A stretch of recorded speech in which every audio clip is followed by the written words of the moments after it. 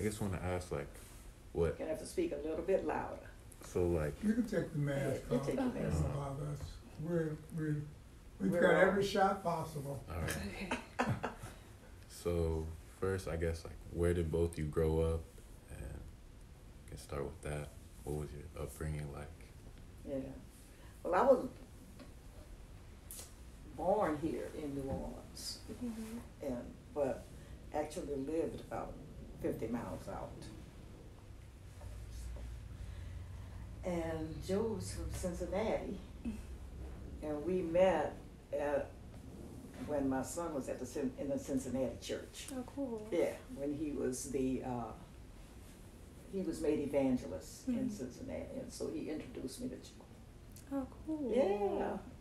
That's how we met. Yeah. So what made you want to move down to New Orleans? Huh? What made you want to move down to New Orleans after? I moved to New Orleans when we got married. Mm-hmm.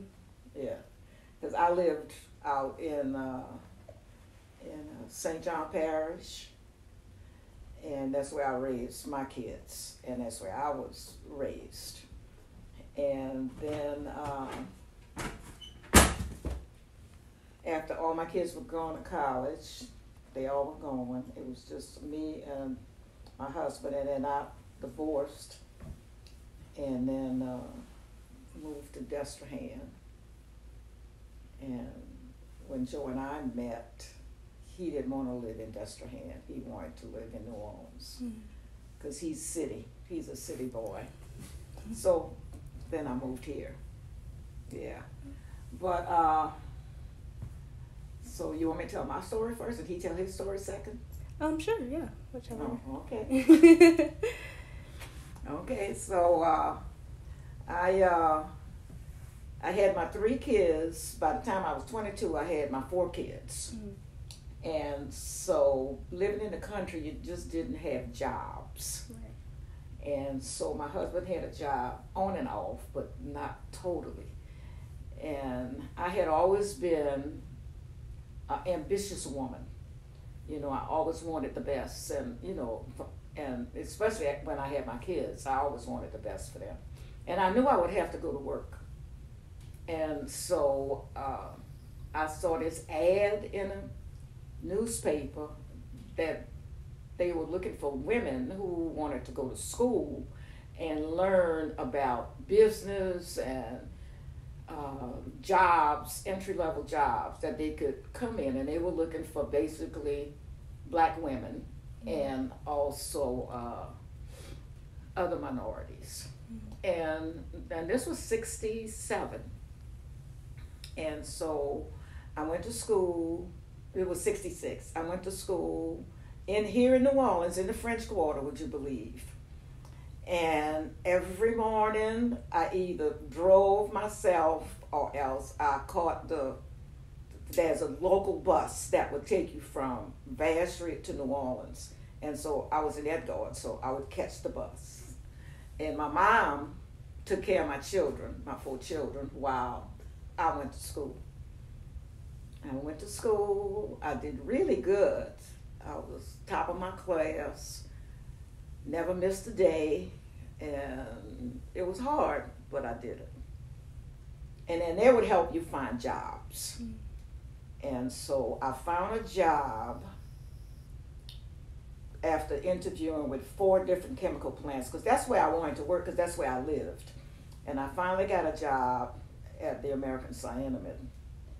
And I was the first black staff person. All the other blacks who worked there were men and janitors. They were janitors. And so, I was so afraid, that I wouldn't qualify. But I got there, and I'll tell you, God was with me. Because I did the best typing tests, the best at that time they gave you Wonderlic tests. Best Wonderlic test, best typing test, best shorthand tests I had ever done. And I got the job. So, worked there for 30 years. In HR, I learned all kinds of stuff about the company. I used to go to the corporate office in New Jersey twice a year.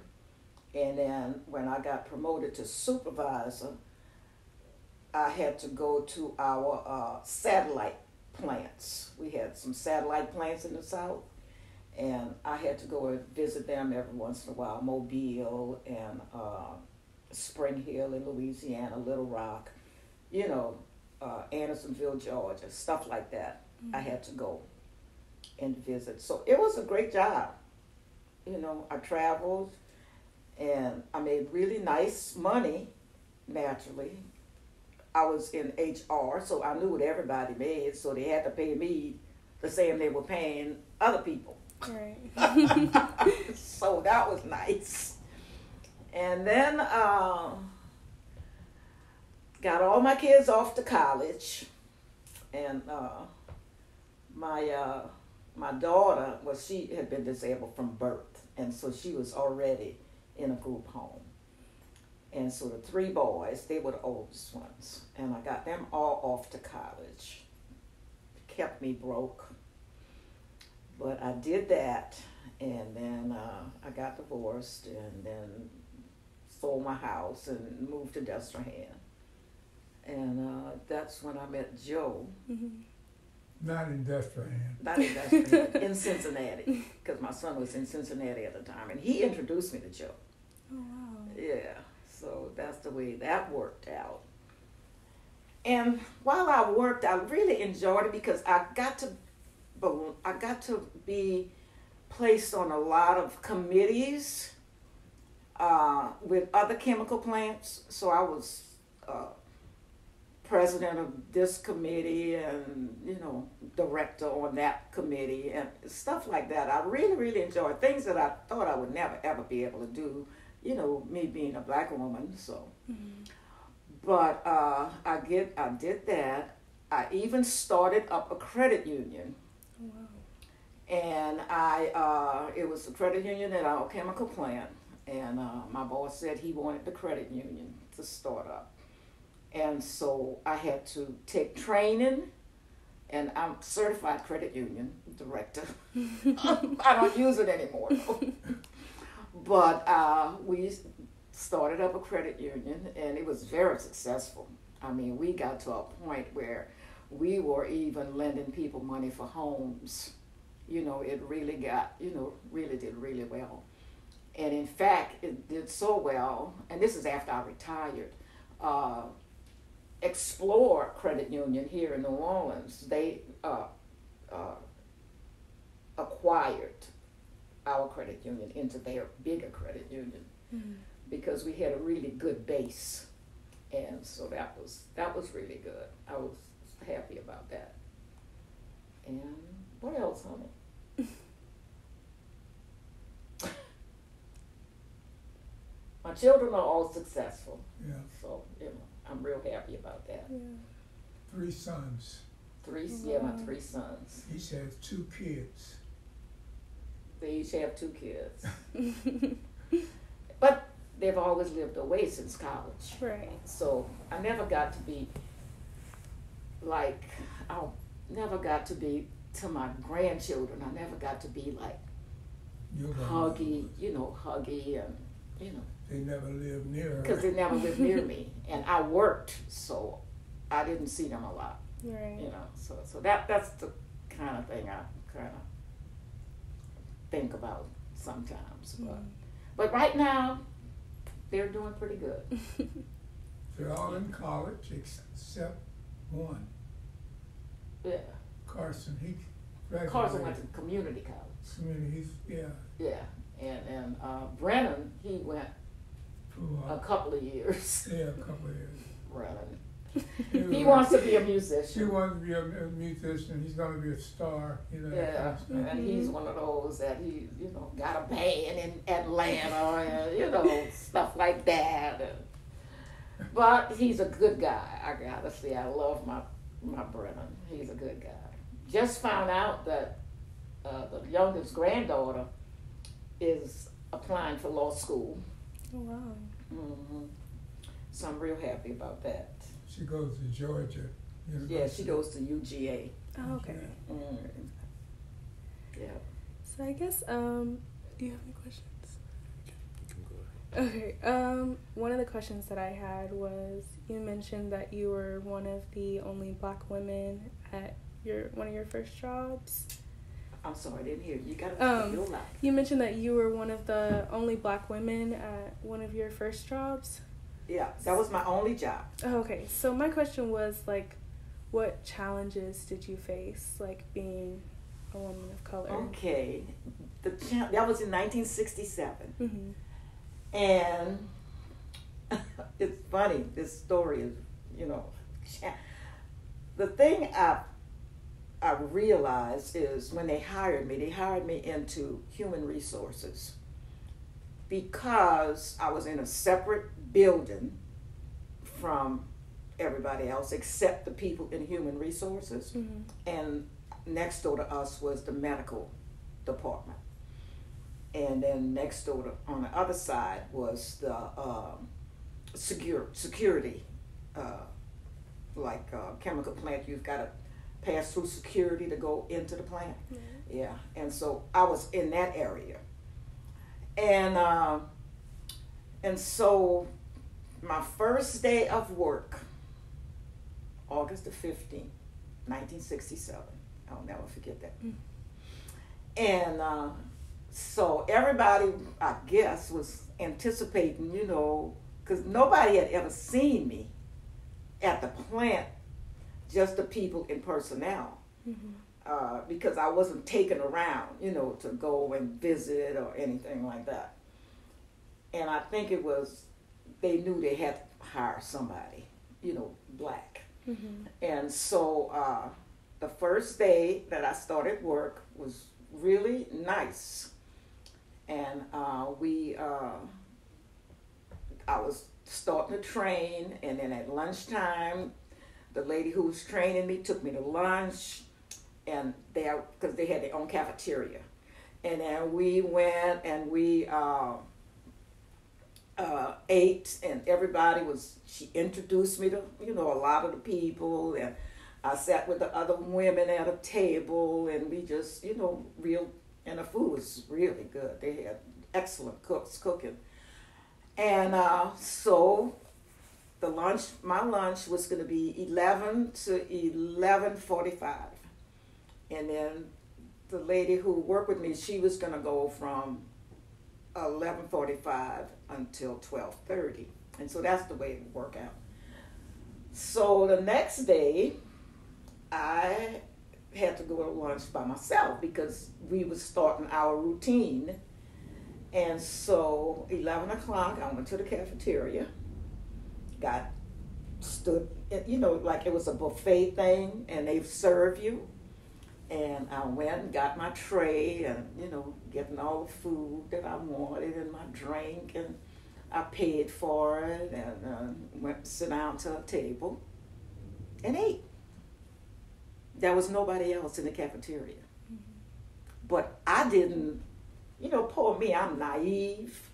I knew the first day everybody was going to, come, but I didn't know, what was going to happen. So I just sat down and ate my food. And then when I went back, the lady's name was Grace, and she said, who did you eat lunch with today? And I said, there was nobody in the cafeteria. She said, what do you mean there was nobody in the cafeteria? I said, there was nobody in the cafeteria. And she said, oh, wow.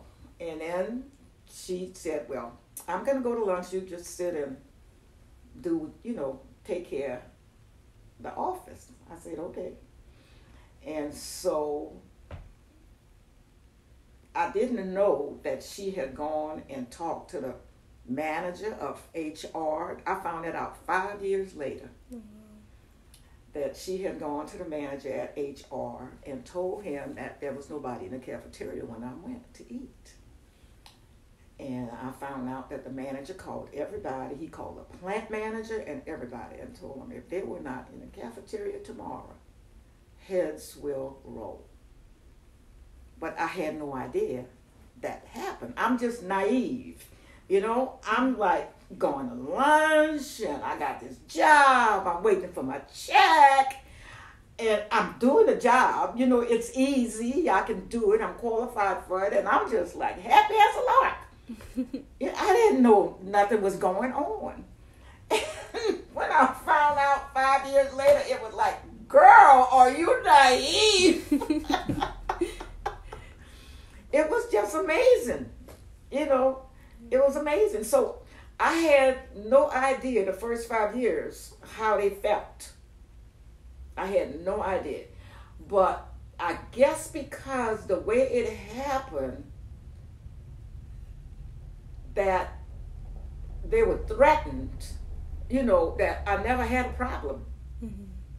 You know, I never had a problem. And that I know of, Right. you know. And, you know, so, but being naive helped me. Being naive helped me because that's the way I felt. You know, I said, you know, I went for this education, I got it, I'm qualified, and I can do the job. And so when I was hired and, you know, to do the job, and I was given to do exactly what they told me that needed to be done, and so it never worked. It never really, I guess I was just too naive. Because I grew up in the country, you know, and I didn't know anything about big business, and we went to all black school, you know, it's so, I just didn't, you know. And our neighbors next door were white on this side, our neighbors on that side were white, Mm-hmm. you know, and we talked and we, you know, it was just the only thing that I knew. And I didn't really take it too much because I was raised Catholic, and the way our Catholic church worked was the white people went to church at 8 o'clock and the black people went to church at 10 o'clock. And the white part of the church was called St. John the Baptist, and the black part of the church was called St. Peter Claver. In the same building, huh? In the same building. And if for some reason, because of work or something, you had to go to church early, they had seats in the back where you could sit. And sometimes, but the white people would never come to our 10 o'clock service, but they would let us come to the 8 o'clock service if we had to work, or, you know, you have to go early or something like that. And that's the way I was raised. So I knew that much about, you know, segregation. Mm-hmm. But, so, I don't know. Oh, that was good. Thank you. Though it's not there, honey. I think it's over on the desk. By your computer. I think that's where it is. Well, it stopped ringing now. Yeah. But, I put it out here this morning. well, I don't know where it is. Here it is. Oh, I might have picked it up. And so, you know, but that's basically my story. I can't think of anything else significant that happened. Thank you for sharing with us, though. Yeah. Can't think of anything You else. gotta ask her some hard. You gotta ask her some harder questions. She can answer them, I guarantee. Do you have any questions? Yeah, but you see, y'all are so young. You know, y'all are so young, but just realize that what happened to me is what opened so many doors. See, because I was in HR, and so a lot of times when people would come looking for jobs, I was the first one to greet them. Mm-hmm. You know, and so after a while, and when affirmative action came, y'all studied about affirmative action? Y'all know what it is? Yeah. You sure? You don't know what it is? Okay, it's when you had to hire a certain percentage of minorities, but they had to be qualified. They weren't forcing you to hire people who weren't qualified. And so as I grew in my job, I was able to kind of like push applications and resumes of blacks in, and so we started hiring a few black chemists and engineers, and stuff like that. And also we had one woman she was a black chemist. She became a manager in one of the plants, and she got transferred to corporate, things like that, that I saw happen. And, slowly I saw things happen. And it just made me feel, really good,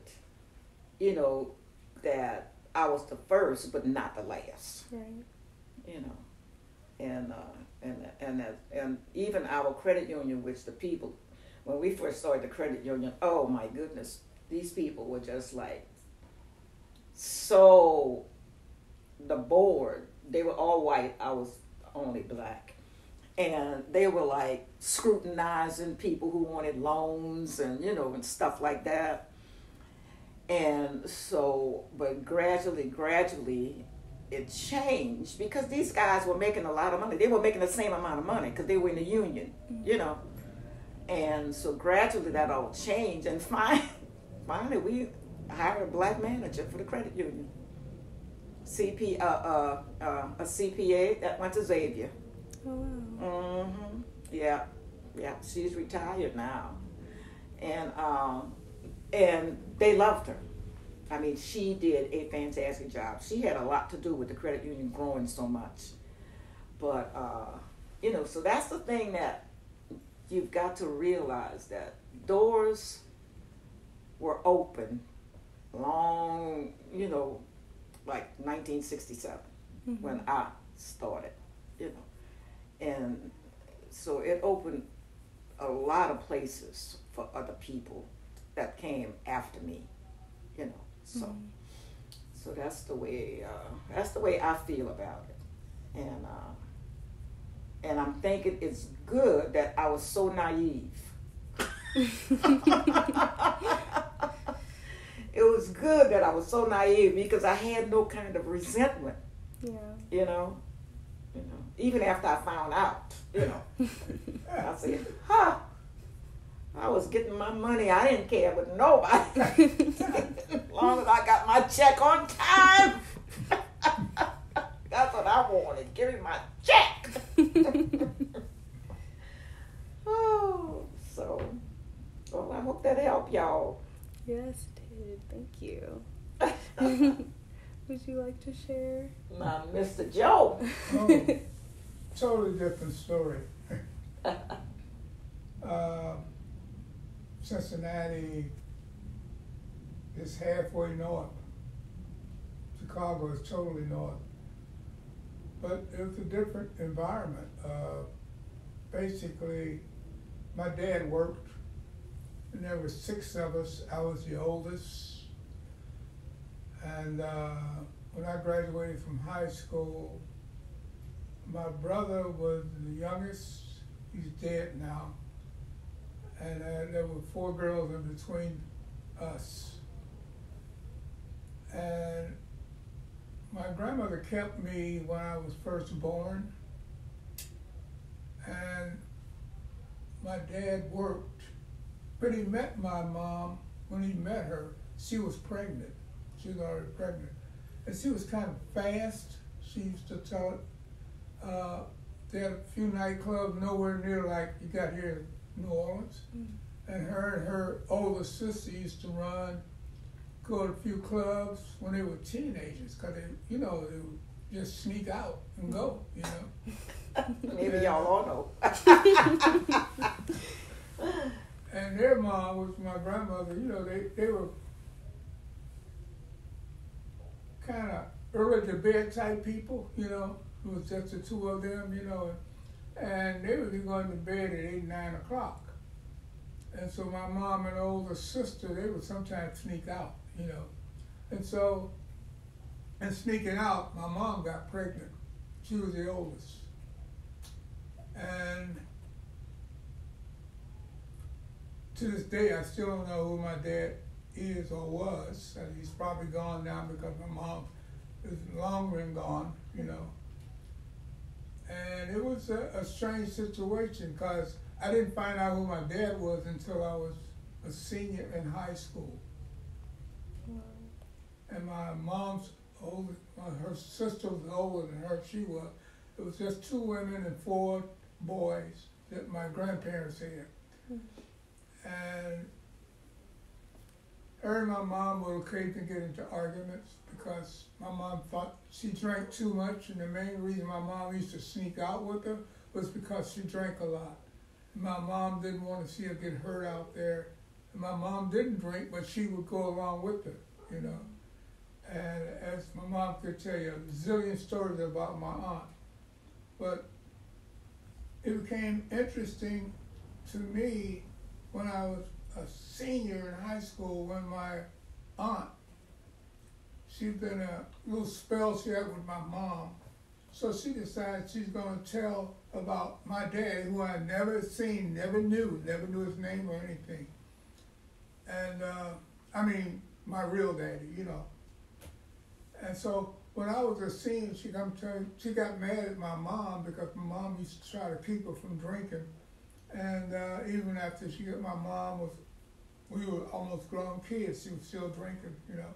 So she, anyway, came to me and said, your mom thinks she's so good because she doesn't drink. But I'm going to tell you something about that. She got pregnant, and your dad ain't your daddy. You don't even know who your dad is. And I look like, you know, my mom never couldn't think about his dad, you know, other than the dad I had. Mm-hmm. And I knew him from the time that I was born. Because he saw my mom when she was pregnant, and he liked her. Mm-hmm. So he started dating her when she was pregnant. Anyway, that's a very long story. But that was the real weird part about my early childhood. It was like, I'm glad I just found this out when I was a senior. I don't know what I would have done if I was, you know, younger, you know, because the guy never came around. And he was a musician, so he couldn't come around much because he used to travel playing music. And he played drums. But anyway, it's a strange feeling when I think about it now. Sometimes I used to say I wonder who my dad really was. Maybe I would have liked to have met him. Mm-hmm. And then maybe I wouldn't have, you know, and couldn't have been that good that he got a woman pregnant.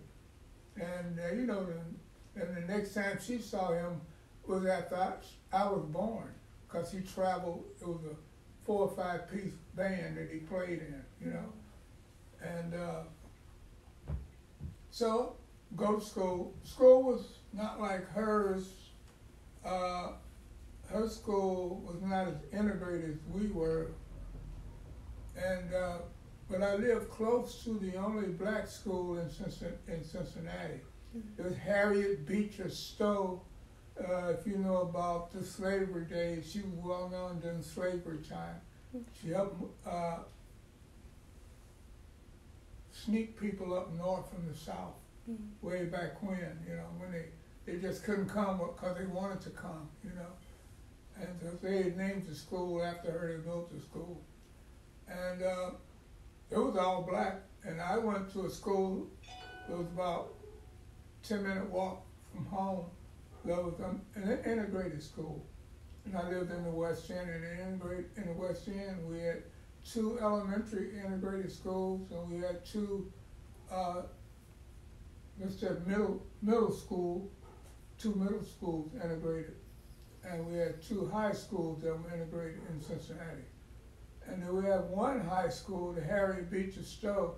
It was kindergarten all the way through 12. And they had a handful of white kids, but like 99% of blacks, you know. So I didn't experience any kind of racism in my early years because I lived in an all-black community, you know. And the first time I ran into the racist thing was when I went to high school.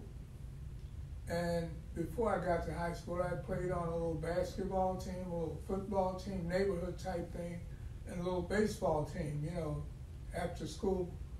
So when I get to high school, some of the guys said, "Man, you gonna go out for football?" I said, "Yeah," because we had a little football team before we got there. You know, hadn't anything to do with the school, though, just our neighborhood. So I tried out for the football team, and I wasn't that good at football, but I tried out because my buddies that I played football with wanted to try out for it, and they were better than me. So I tried out, and that was the first time I ran into racism on the football team. Mm-hmm. Football is the first sport that comes up in August, you know. Don't start playing in September, but you start practicing in August, and when it's 99 degrees outside, you know. Mm-hmm. So anyway, that was a strange thing, being out there trying to practice in that heat, which I wasn't used to. Then, first class I went to was English class. And I didn't know anything about English that much because, you know, I was just seventh grader, you know. And the lady, her name was McKinney. Mrs. Ann McKinney, white lady. She was in charge of the class. She's also in charge of the school's newspaper, the school's annual, you get your pictures taken, you know, they put out each year in the spring, you know. Mm-hmm. And the newspaper came out once a week. And she would, in her English classes, she would get people to be on the newspaper staff and also the anniversary staff.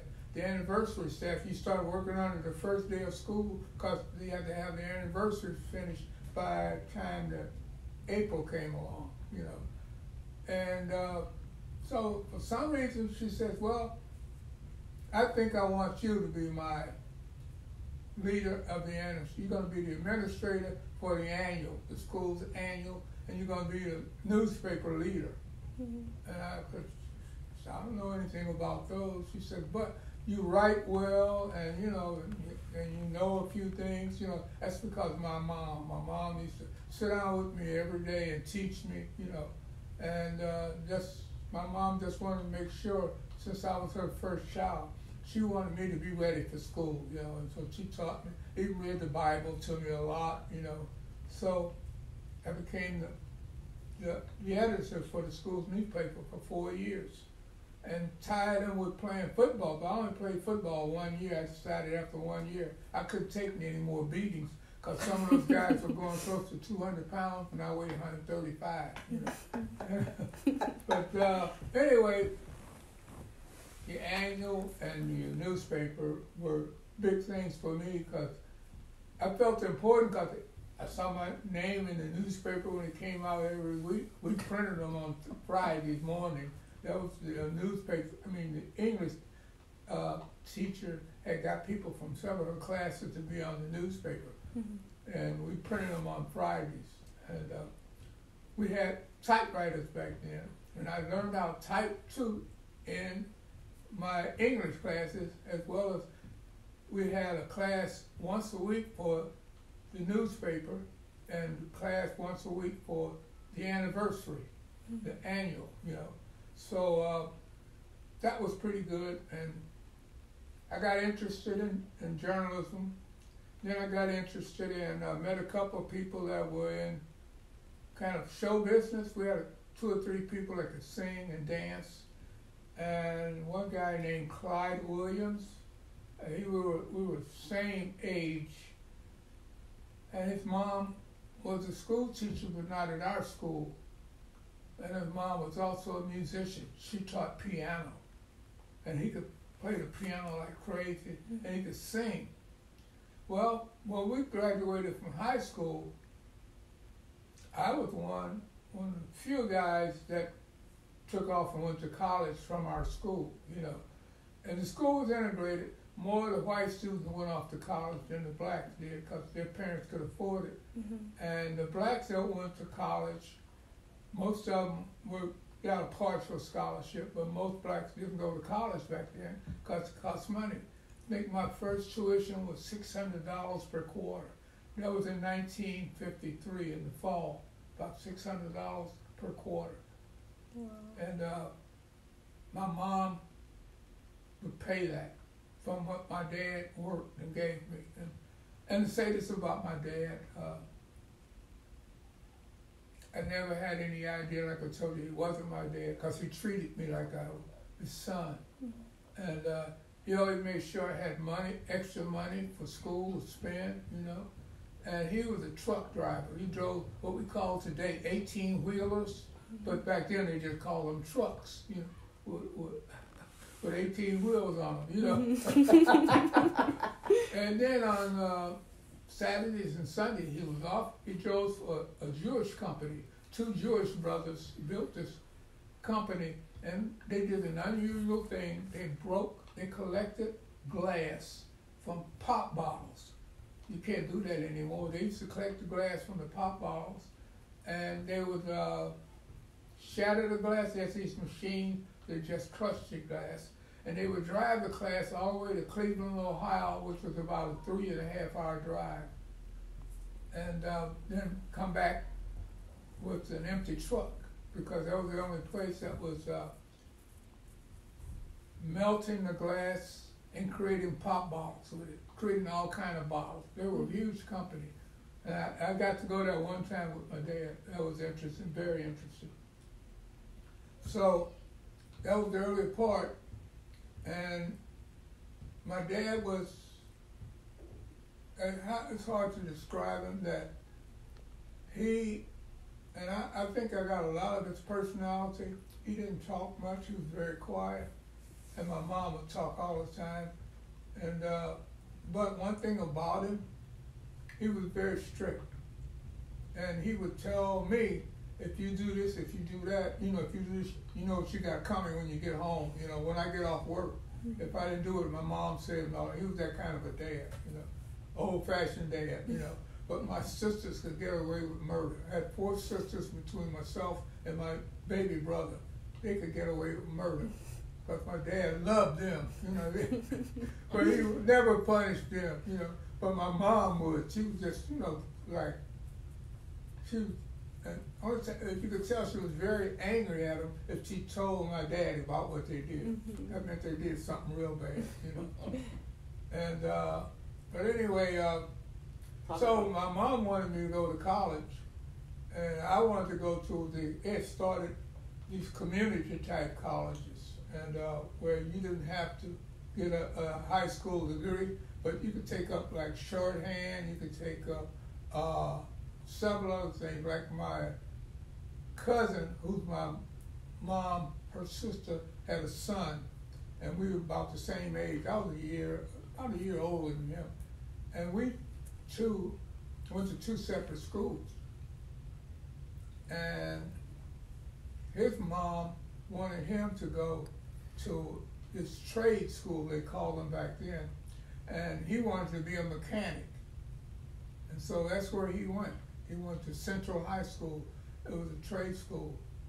And my first football game was at Central High School at their stadium. It was a big school, because a lot of kids took up trade back then, because we were poor, and most poor kids couldn't go to college, you know. Mm-hmm. So, and at the trade school, the tuition was like very little. Like mine was $600 a quarter, whereas the trade schools was like maybe $50, $60 a quarter. Mm-hmm. So it's easier for black kids to go to the trade schools, you know. Mm-hmm. And so there was 2 separate schools. He went his way, I went my way. We seldom seen each other once then.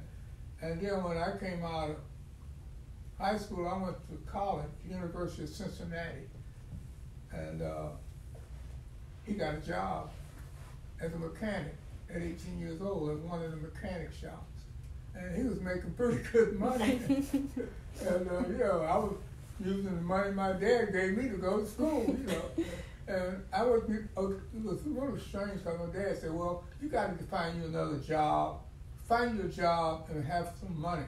Because he said, I'm going to tell your mama what she can give you each week. He would give this all the money to my mom. And he would tell her how to use it on me, but he leave her how she want to use it on the girls, you know. So anyway, that was fun. It was fun, but the English and the theater arts, I got interested in theater arts because this one guy, Clyde Williams, he could sing like the devil. He could play the piano. He was just fantastic, and the school loved him.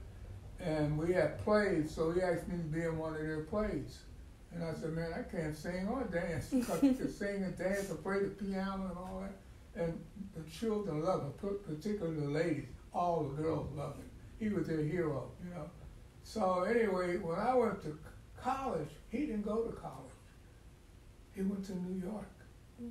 Because some guy from New York, some teacher from New York, was in town and knew one of the teachers at our high school, and they saw Clyde perform at one of our little plays, you know. And so he told Clyde, he said, when you graduate, he said, you come up to New York. I can find you a job making plenty of money. And that's where he went. He went to New York, and he got in Broadway plays at Porgy and Bess. He was doing stuff that I never even thought it was possible. Mm-hmm. And but his talent was amazing, and mainly because of his mom, you know. And but he was amazing, and suddenly we saw news about him in our local newspaper, Clyde from Cincinnati, you know, that kind of stuff.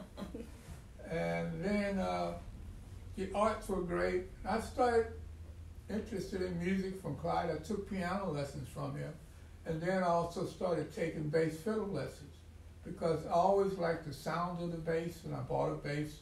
I didn't buy it. My mom bought it, really. Mm-hmm. She had to pay on it for about a week, and it took about a year to pay it off, pay it off. So in college, the first year I was there, I was taking music lessons before I got to college. In my senior year in high school, I started taking music lessons. And also was what they would call back then a cheater. You had to be at least 18 to play in the nightclubs. So I was playing the bass fiddle when I was 17 years old in nightclubs. And my mom didn't like it. She didn't want me to play, but she says, you better not be smoking or drinking. You're not old enough to do that, you know. And then, but I loved it, you know. And then when I went to college, I continued taking the music lesson from the same teacher. And he played in the Cincinnati Symphony Orchestra. He played the old-fashioned upright bass, the big bass fiddle. And I was taking lessons from him in high school and 2 years in college. So then I got interested. I always was interested in music, but I got interested in theater. I started Medjo in my second year. You had to decide what your major was going to be. Mm-hmm. And I chose English and theater arts. And so all of my classes after that in high school centered around English and theater arts. And then when I got into college, I took acting and play directing because English and theater arts became my major in college. And I loved it. I directed 2 black plays. It was the first time a black guy directed a play at University of Cincinnati, you know. And I didn't know it until I saw it in the newspaper, you know. And then I got to direct one at the Playhouse in the Park, which where the professionals came. Mm-hmm. But it was during the summer, they'd have a 2-week art festival for locals. And so I directed a play there 2 years in a row at the Cincinnati Art Theater, you know. And that was great. Then in college, I also took up my music, and I started filming. I had an old-fashioned film camera, and my mom saw that I liked that, and for Christmas, she gave me a black and white old-fashioned camera. And she also bought me a developing kit where you could take your own pictures, and then you could develop them yourself. And I got the camera for Christmas, and I was so excited about the camera, so I bought this little kit where you could develop and print your own pictures. And the negatives were like pretty big. They were about 3 inches by 4 inches. And so once you develop the negative, you can do what they call a contact print. You just turn the light on the paper for 2 or 3 seconds. You turn the paper off. Then you put your paper in your developer. You know, that kind of stuff. And that was fun, but at first it wasn't, because the first time I took one, I didn't know I let the film get exposed to the light, and I hadn't read about that. When I took the film out of the camera, and I turned the light on so I could see what I was doing, and you're supposed to learn how to take the film out in the dark, you know, and then put it, and you have to be in a dark room to develop the film, you know, and so the film was destroyed, you know, because the light just ruined it. It turned black and no color.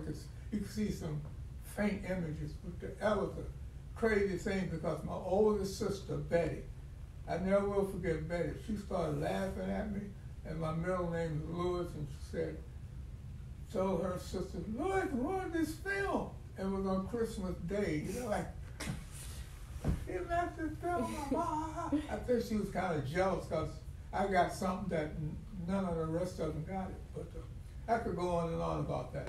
But also learned about photography in college, you know. So then I got my first wife pregnant, and we were in college. We were both freshmen. And I got her pregnant. But it's a tough story. In my second year in college, I got her pregnant. And then in my second year in college, I got drafted into the Army. Used to be, they had to draft, because the country was always at war back then. And they needed people that they could send to fight, train them, go overseas and fight. Korea, you know, and Germany, and a couple of Arab countries back then. I can't remember the name of some of them. There was a lot of fighting going on in the 50s and the 60s. Vietnam, you know. So I got drafted in my sophomore year in January.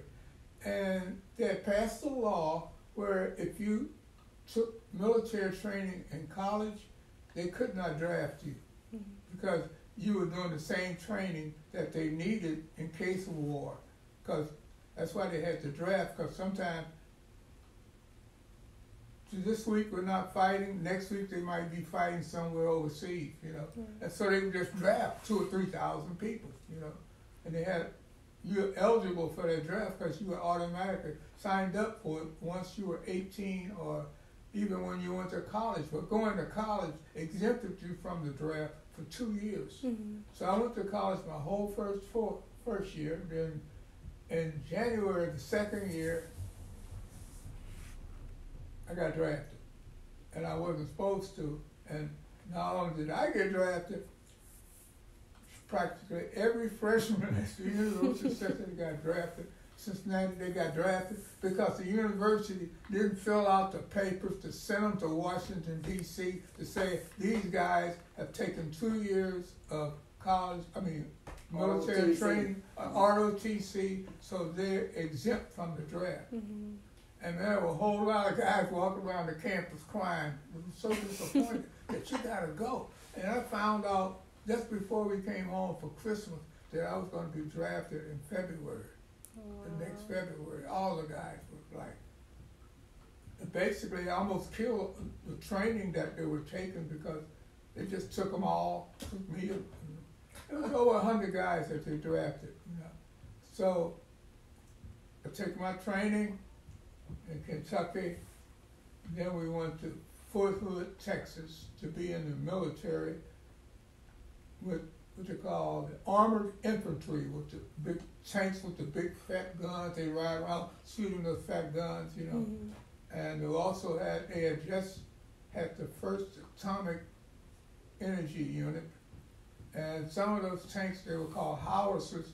They could fire a warhead that had the atomic weapons on them, you know. And depending upon what atomic weapon they used, some of those weapons could go 5 miles. That's how far they could travel once they were fired. So, but anyway, so we're training and stuff, and I was dating my ex-wife at the time, because we were both in college at the same time, and I get a letter from her saying that she was pregnant. That was like, I don't know, it was like maybe April, May, something like that. Then my daughter was born in September. And we came back home. And then I got a job. Oh, I had worked part-time at the post office too when I was first 2 years in college. I had a part-time job working at the post office. And then I also had a job where I got off the post office at 7 o'clock at night, and I was a part of a band. We had a 4-piece band, and we would travel. Took us half hour, 45 minutes. We'd go as far as sort of like, not far, maybe Gonzales, played in a nightclub up there, 4 guys. And so, my wife comes to, I don't think I've ever told her this. My wife comes to Germany. She lets me know I get drafted in February. My basic training was 2.5 months. So around June, I was on a ship traveling to Germany. But I knew by then that she was pregnant, you know. And then that was 6 days on this ship. First time I've ever been on water like that, and half the guys on the ship was sick, spitting up and all that kind of stuff, you know, because the water traveling and all that for 6 days. Now they get there in 2 hours, but back then it was 6 days. And then anyway, my first child, my daughter, she's born in Germany. Yeah. And so she was born in Texas. She's born in Texas. My son was born in Germany. And he was in Germany at the same time Elvis Presley was in Germany. Oh, cool. Yeah, when Elvis was, well, y'all don't know, y'all so young. Yeah. Elvis, he got drafted the same day I did. His birthday was the first week in January. Mine was January the 4th. I don't remember when it was. We were in the same unit. Mm-hmm. And we were in a little city called Butigen. It's a German town. Some of them spoke English because there's the military base there, you know. And that was a funny thing with regards to Elvis being on the base. And I was in troop, they call it. I was in Troop A. I think he was in Troop C. And you ate by troops. You go to the cafeteria that way. And it seemed like every time we'd be coming out of the cafeteria, Elvis's troop would be coming in. Mm-hmm. And guys would say, "Hey, Elvis, there's Elvis." They by then they knew him, you know. He was already performing when he got drafted. Yeah. So, oh yeah, he was big. Yeah, he was an adult, you know. Mm-hmm. And I got to see him maybe once or twice. I don't think I saw him twice. I know I saw him once in the cafeteria. But he met his wife, Priscilla, over there. Priscilla Presley. Priscilla's dad was the commander of the entire base where there were 5,000 soldiers. Her dad was in charge of all those guys.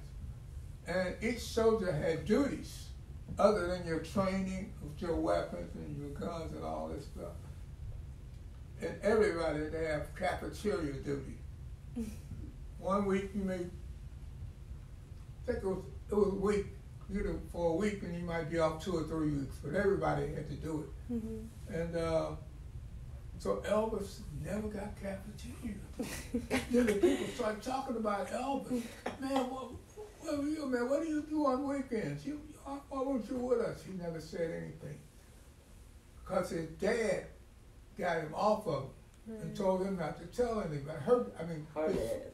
Her dad told him not to tell anybody. And a lot of times Elvis be there playing for parties at his future father-in-law's mansion that he didn't live on the campus where the soldiers were. He lived in what they call on the economy. He lived out in the city in a German community called Purdue, real cute little town.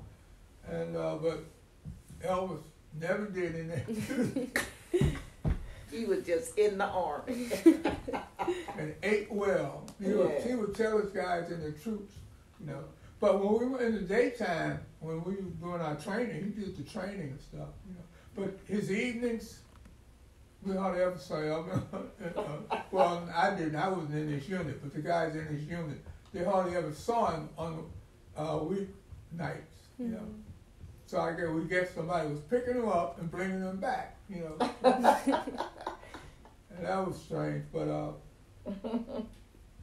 came home and I had a part-time job when I was in college for those first 2 years, and I worked from 3 to 11, and sometimes I wouldn't go to work because of the fact that the band's got a gig. Man, you can't work tomorrow, man. We working Saturday, man, Man, I got to work overtime Saturday. Man, no. You got to work with us. We need you. So, did that kind of stuff. But then I started my own business, and when things got rough in the 70s, the early 70s, the economy just fell flat on its face. And my biggest employer was Procter & Gamble. They make the soap and all of. And what business were you in, honey? Oh, business? My business? Yeah. Oh, photography. Yeah, that's what you got to tell them. Oh, yeah, that tied in with school, yeah. And then, anyway, the post office was the thing that when I first started the school, I wanted a little extra money because my dad told me, said, man, I can't afford everything you're going to need, so you're going to have to find some kind of a part-time work. And that's when I applied for the post office. And I got to work from 3 to 11:30, which allowed me to go to school in the daytime. But then on the post office, I could go up there. But anyway, I was sneaking in. At 17, I started playing in a nightclub. And that was illegal in Cincinnati. You had to be at least 18. And then when I came back, we got married. We got married before I went to Germany. I started training in February, and then I was sent to Germany in June or July, something like that. Yeah. And then I got to Germany, lived on the base with the other guys, and then my ex-wife, she was still pregnant, and she wanted to come to Germany, so they paid for it, and she came to Germany, and my son was born in Germany, whereas my daughter was born in Texas. In Texas, yeah, in Texas. So, but anyway, so when the pregnancy, my 2 years was up like in July or August. When you get drafted, they drafted you for 2 years. If you wanted to after the 2 years, you could re-sign up. But man, I didn't want to be there. It was the hard training we had, and plus we did border guards because back then the Germans were fighting people, and they were fighting the British at times, but we had to do a border guard thing to keep the Germans from coming over to Britain, And but anyway, so they sent my wife back home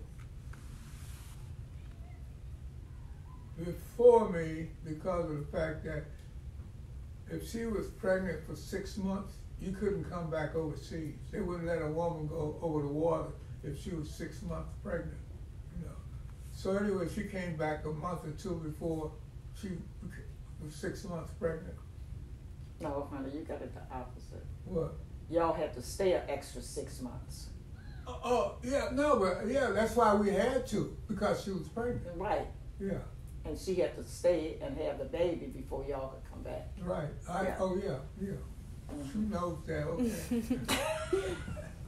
He's told to me before.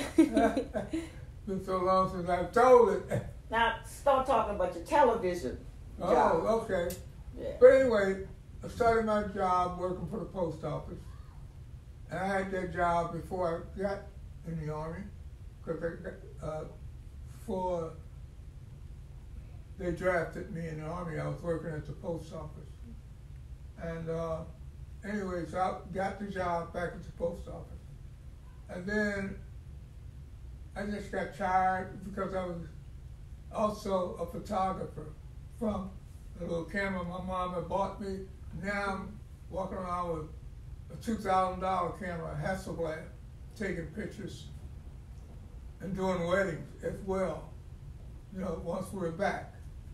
And then I decided that, I'm lying at the post office because if somebody called me and says, we need you to shoot our wedding on Saturday, and the post office said, you gotta work, I would lie and say I couldn't work, and all that stuff. So I just decided, I got enough, I'm making money, I quit the post office and I started my own business.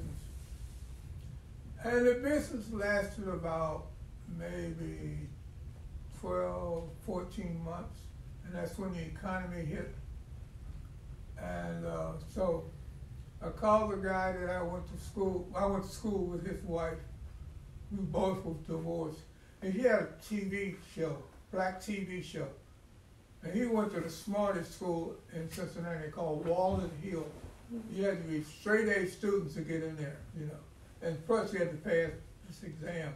And my mom was really sad that I didn't pass the exam. She said, you missed the exam by 3 points. But if you go to Walnut Hills, it's free college, if you go to Walnut Hills High School.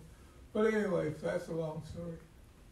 So I called him. He had gotten this TV show from high school to anchoring a black TV show. That's crazy. Never been to college, but he had his own black TV show. So I called him and said, things are going real bad. Money is tough. And my wife was teaching school at the time. And things were really honky-dory until the economy went bad. And then my income at the photography store started falling. Wasn't getting a lot. Not as many weddings I had been doing. So I decided, I got to close this before I have to just lose everything and find a job, because Procter & Gamble was my biggest money people. And they did that. Like, they rolled off the table with a lot of people. Mm-hmm. And my income from them was about $2,000 a month. And there were some months I was making less than $1,000, maybe $800, And you got a building that you're paying $800 a month for, and you got a secretary that you're paying. So anyway, it makes it short.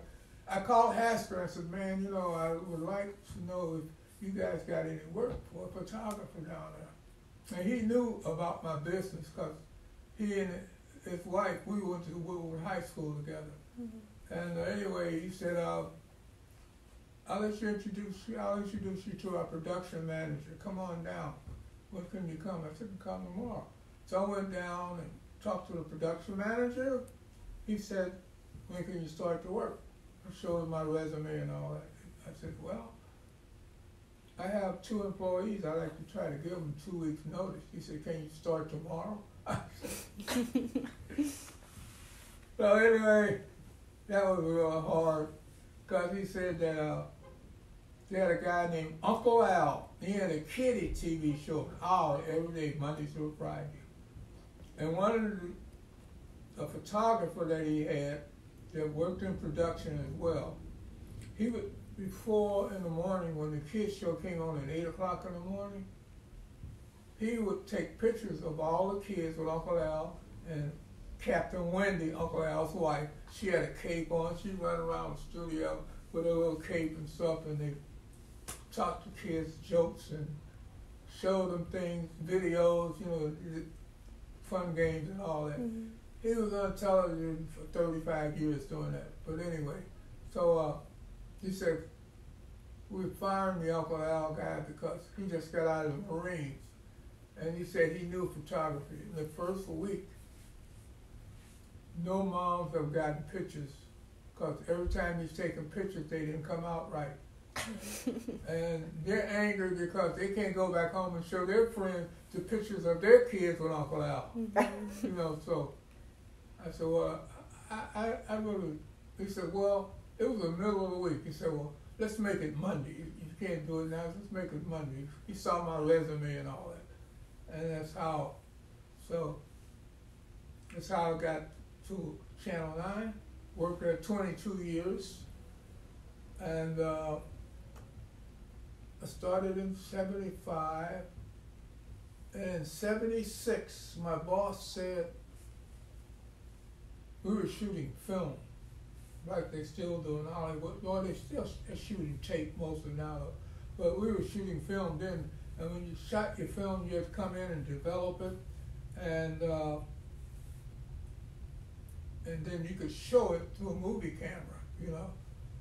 And that the film, the television commercials were all from film back then. Mm-hmm. And then my boss said, well, next month we're switching to video, because he said the film cameras are too expensive. So you can get a video camera about 1/10 the price of film camera. So anyway, that's how I got to learn film. You know, I mean real film, other than the type of film that you do with your personal camera. You know, and so that was it. There 22 years. Wow. And in 1975, I started. 97. 97. You retired. I retired, yeah. 75 to 97. Yeah. But in that job, what was the name of the TV station? Channel 9, WCPO. Yeah, WCPO. TV, yeah. Channel 9 in Cincinnati. Yeah. He got to meet a lot of stars. Traveled a lot. People you would see on TV. You know, he met all of them because if they worked for CBS. If they worked for CBS, because he had to go and do promos. Interviews and all that. Yeah. And he also did, one Super Bowl? 2 Super Bowls. 2 Super Bowls. Yeah, one in Miami and one in Detroit. One in Detroit. When Cincinnati. And we lost both of them. When Cincinnati Bengals played in the Super Bowl. Yeah. Yeah. Joe Montana, the quarterback. You guys never heard of him. You know Joe Montana? I've heard the name. You've heard of Joe Montana, okay. Yeah, he beat us like he did a lot of teams. He beat us twice in the last minute of 2 Super Bowls. One in Detroit, that was outdoors. They didn't have a stadium back then. And one in Miami. Joe Montana and Jerry Rice and Taylor, James Taylor. Rice and Taylor were 2 black wide receivers. Those brothers were a mess, man. They were out of this world. All you had to do was put the ball in the air. And they were going to get it. They were going to get it. And tell them about your documentary with the Emmy, how you won the Emmy. Oh, yeah. We used to do production. I shot TV commercials, also documentaries and special type TV shows. I had nothing to do with the news. We were in the what did they call it? Production. We were in production. And I can't tell you how many. We used to do, it took us a month and a half to 2 months to do a documentary. It's a lot of shooting and a lot of traveling. And I probably did 25 or 30 of them. But once a year, I think it's in April, I think it's coming up this month, they have the Emmy Awards compared to what they call the Oscar, which is Hollywood. And they were Oscars because it was film. And Oscar, this guy, he was a photographer. His first name was Oscar. And he was a famous photographer who did a lot of early movies in the 30s, 1930s. And that Oscar, the awards got named after him. But he did so many things for the industry that they created these awards, and it was like maybe 1 out of 50 photographers may get the award, And they gave the awards in a regional area, like the Oscar I got. It was competition. No, honey. Emmy. Emmy, I'm sorry. The Emmy is a lot smaller than the Oscar. Not anymore, though. Not anymore. They make them the same size now. But back then, they were smaller. But I was going to get one, and I discovered you had to pay $250 to get the bigger size Emmy. So I said, no. I'm satisfied with the one. Anyway, so what you have to do, you have to take all the stuff you've done and create a presentation for them. And the presentation has to be a minimum of 5 minutes. And I forget what the maximum was, but the minimum was 5 minutes. And on that special night, you have to wear a tuxedo, like they do the Oscars, And they have a band there and all that stuff. And the awards were for 3 states. They created the Emmys for 3 states. Ours was Ohio, Indiana, and Kentucky. It was sort of like sort of like Mississippi, Louisiana, and Texas. Alabama, 3 states bordering each other, And in those 3 states, you may have 15, 20 TV stations, And they have the Oscars for... No, the Emmys. They have the Emmys for photographers, for reporters, for writers, for...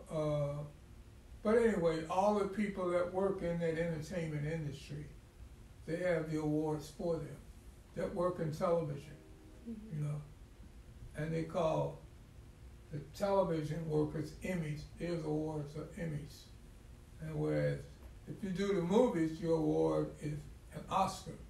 Whether you're a photographer or an actor, no matter what, if you win in the movies, it's an Oscar. And they were always bigger because they made a lot more money, I think their trophies, they say they cost about $300, when they first started making them. But I don't know what ours cost. So that's the only thing I can think about is... Why you won an Emmy? Huh? The documentary that you did. For the Emmy. Oh, yeah. It's called... Talking about the river. Life on the River. The name of the show is called Rolling on the River. The producer, the guy, he now teaches at Xavier University in Cincinnati. There's one in Cincinnati too. Yeah. And his co-producer, she was a female, and her husband was in, I think he worked for Procter & Gamble, but she was a producer too. And they loved the Emmys. They loved competing with them. They had no competition. They had no competition because of the fact that we had the best production team. It was mainly because we had 2 photographers. We had a crew. we had a crew that worked with us all the time. And sometimes we couldn't get the crew, and we had to steal people out of the newsroom who shot the cameras in the studio for the news. But they were so crazy about him. The last time I remember counting, he had won about 20 Emmys. Wow. And I said, that's just greed, That's greed, And so he kept trying to get me to make a presentation for an Emmy, showing the camera work I had done. Originally I was shooting film, then when we went to video, it was all on video. And I didn't want to do it because of the fact that when I'm shooting this video, we come back, sometimes the client that you shot the commercial for will say, well, we need that to be on the air tomorrow. Mm-hmm.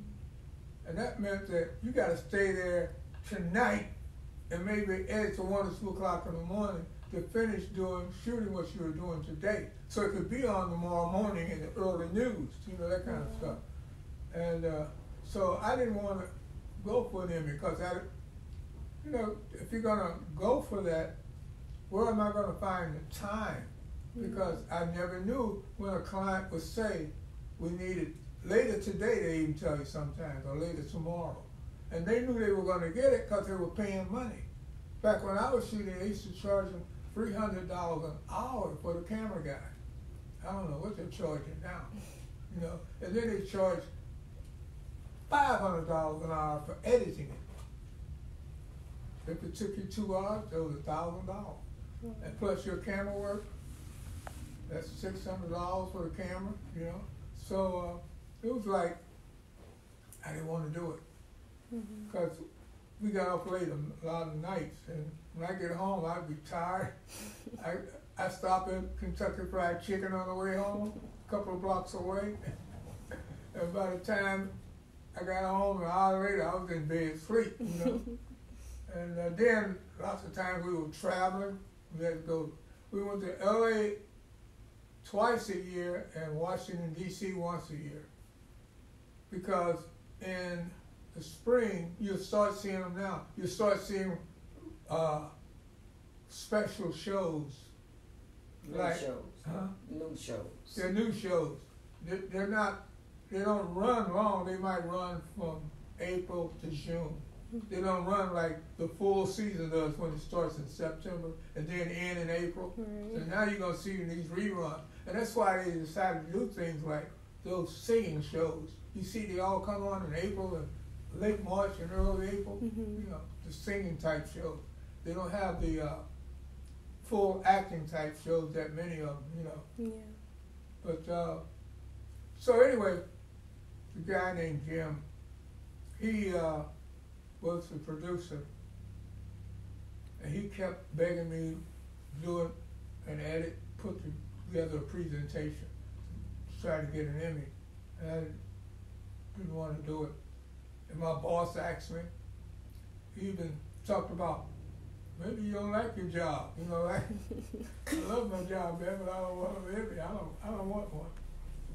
So one day somebody from the news department came running in because some of the news guys were kind of jealous because we got to travel at least 3 times a year. We travel far. We go to Hollywood one week in the fall, then another week in the spring, and then we go to Washington, D.C. also in the spring.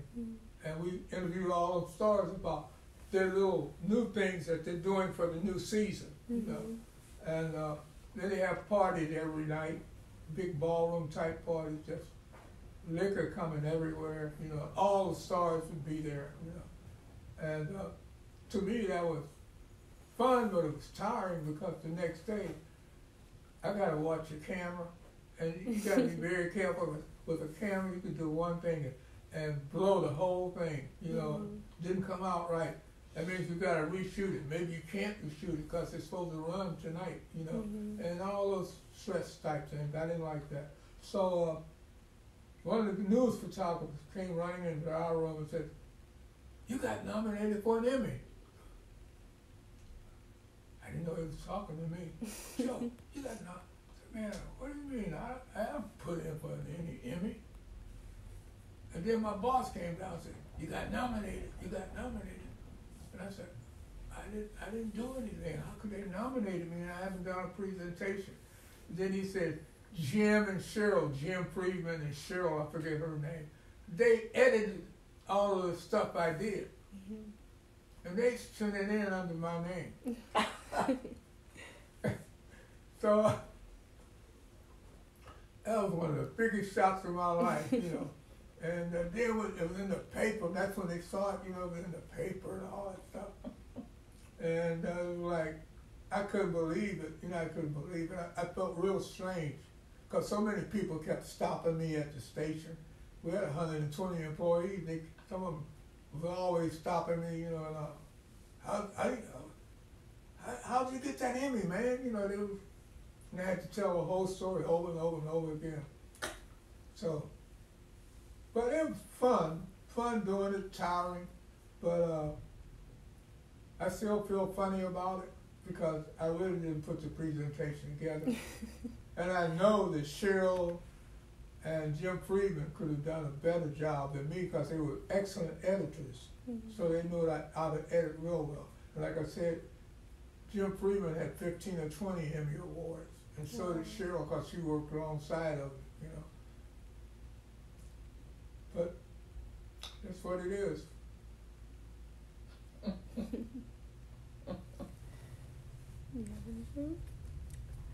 Y'all got questions?